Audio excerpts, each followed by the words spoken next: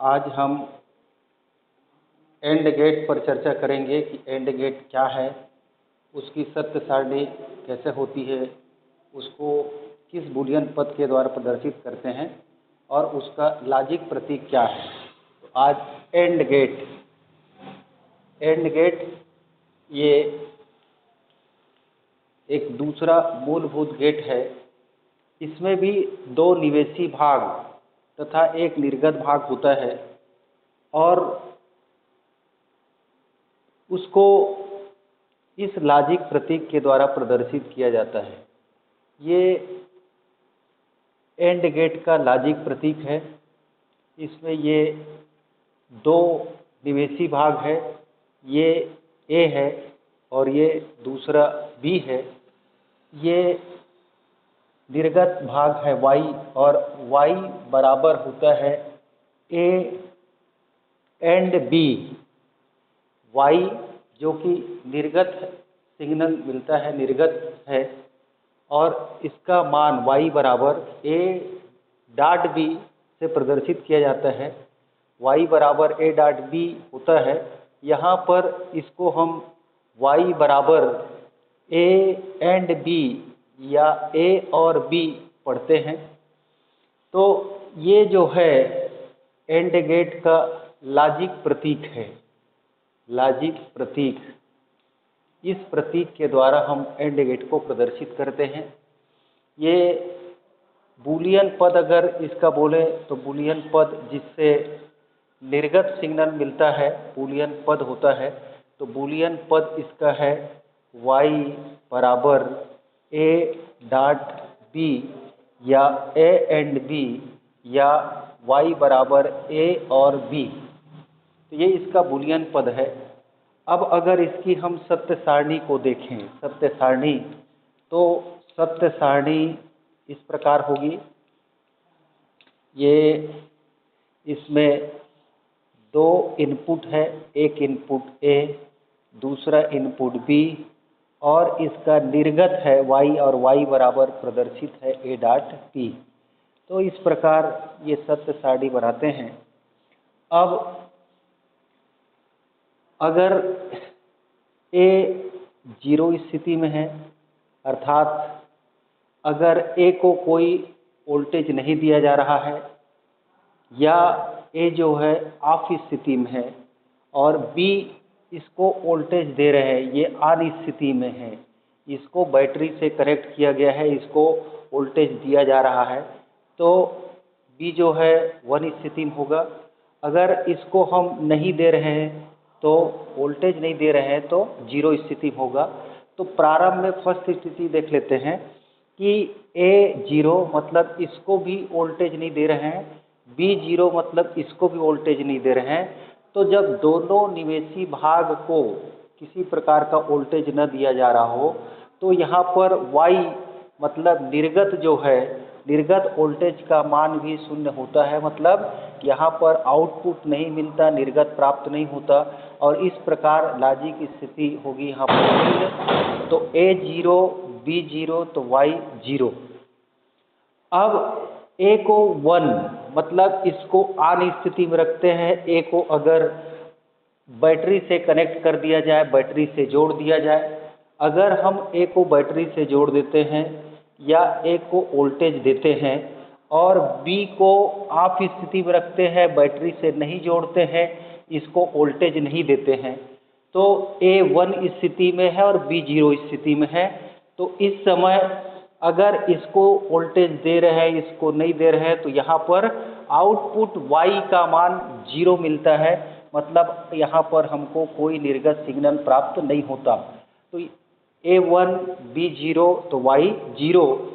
अब तीसरी स्थिति देखते हैं। तीसरी स्थिति में अगर ए को जीरो रखा जाए, जीरो स्थिति में, ए को ऑफ स्थिति में रखा जाए, अर्थात इसको अगर बैटरी से न जोड़ा जाए और बी को वन स्थिति में रखा जाए, मतलब बी को अगर बैटरी से जोड़ दिया जाए, इसको वोल्टेज दिया जाए, तो ये जीरो स्थिति में है और ये वन स्थिति में है।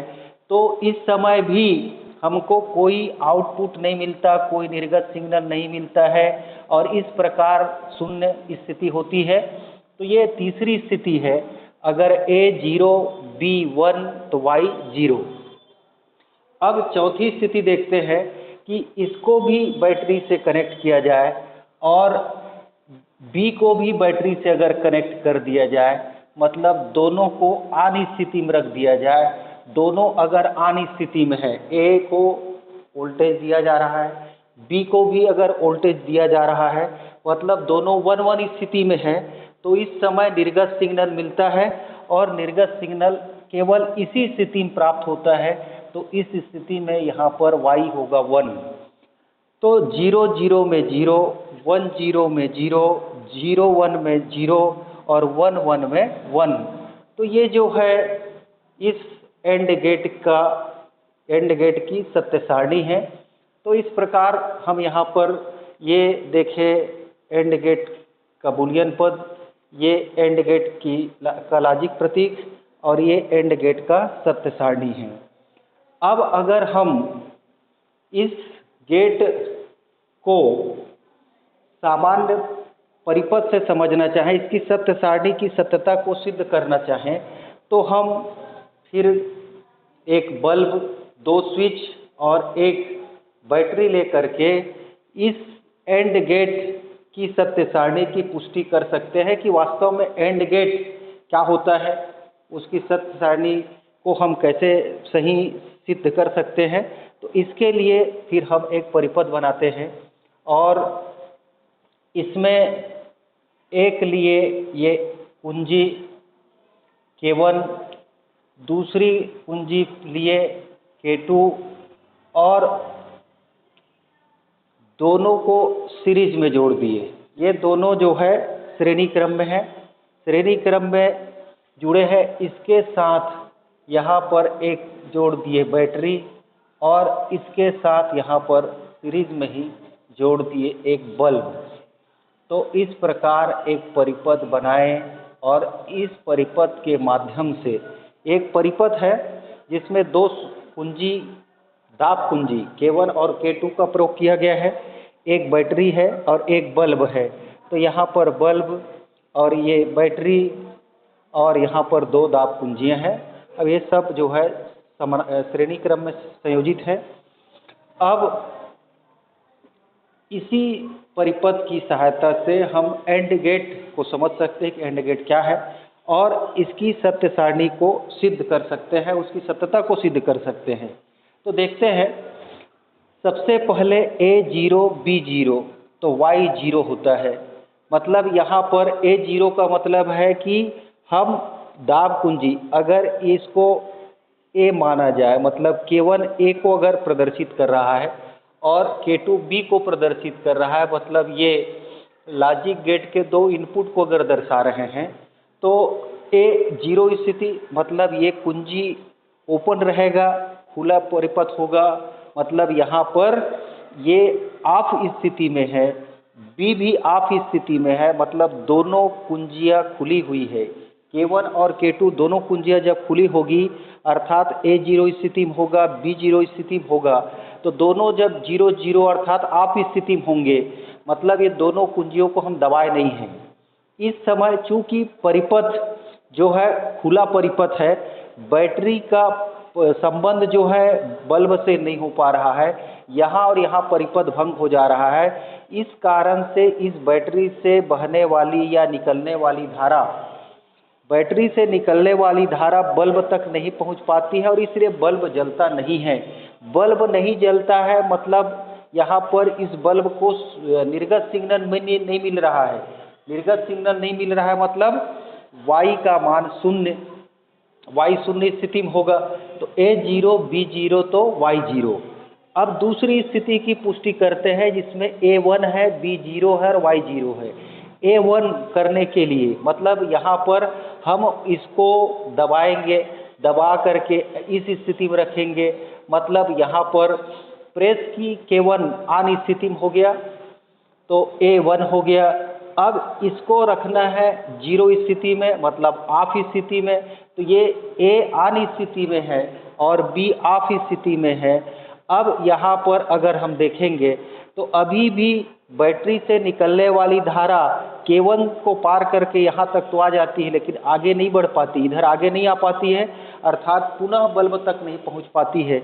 इसलिए यहाँ पर फिर से बल्ब नहीं जलता है, मतलब निर्गत सिग्नल प्राप्त नहीं होता है, और इस प्रकार यहाँ पर Y बराबर निर्गत शून्य मिलता है, Y का मान शून्य होता है।